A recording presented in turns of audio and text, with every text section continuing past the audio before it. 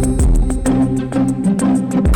News in 5. News and developments making headlines around the world in 5 minutes. World News in 5. Here on Radyo Pilipinas Worldwide.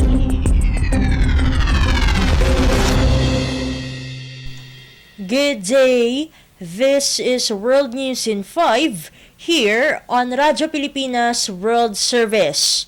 The death toll from last week's wildfires on the Hawaiian island of Maui has reached 93, making it the deadliest conflagration in modern United States history, and officials say they expect the count to continue to climb.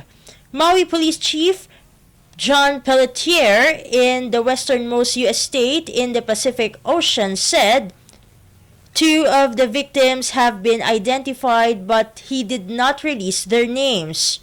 Identifying the fragile burned remains has been difficult, according to Pelletier. Saturday was the first day that cadaver sniffing dogs were used to help find more victims. World News in 5. Here on Radyo Pilipinas Worldwide. In other news overseas, the Iraqi government ended a week-long suspension of the Telegram messaging app over national security concerns after the move drew criticism from pro-Iran factions. On Sunday morning, the app was again accessible without the need for a virtual private network or VPN, as said by AFP journalists in Baghdad. Telegram is very popular in Iraq and is particularly used as a propaganda platform for groups associated with armed factions and pro-Iran political parties. A coalition of Iran-linked Shiite Muslim parties dominates Iraq's parliament and backs Prime Minister Mohammed Shia al-Sudani.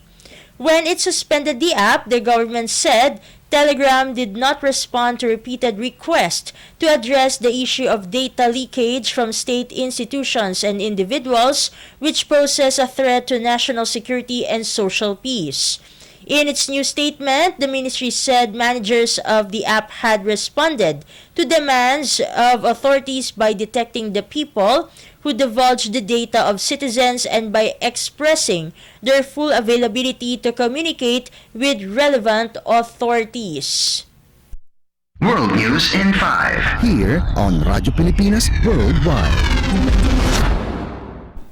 And for our Philippine Embassy news, the Philippines provided voluntary funding to support the facilitation of international cooperation and assistance under the Biological Weapons Convention, or BWC.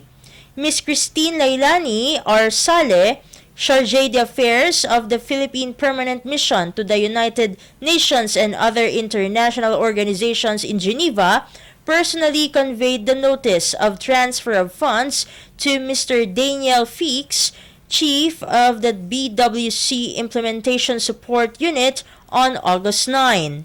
The said funds represent last year's tranche of the Philippines' yearly donation to maintain and optimize the BWC's cooperation and assistance database, which was established by states parties during the review conference in 2011.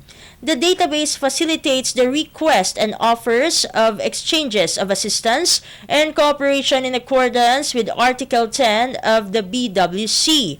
The Philippines had been heavily involved in developing the conceptualization of this database. This contribution was made on top of the Philippines' regular contribution that supports the implementation of the convention. World News in 5. Here on Radyo Pilipinas Worldwide. And that concludes today's edition of World News in 5 for Radyo Pilipinas World Service. This has been Steph Vicente.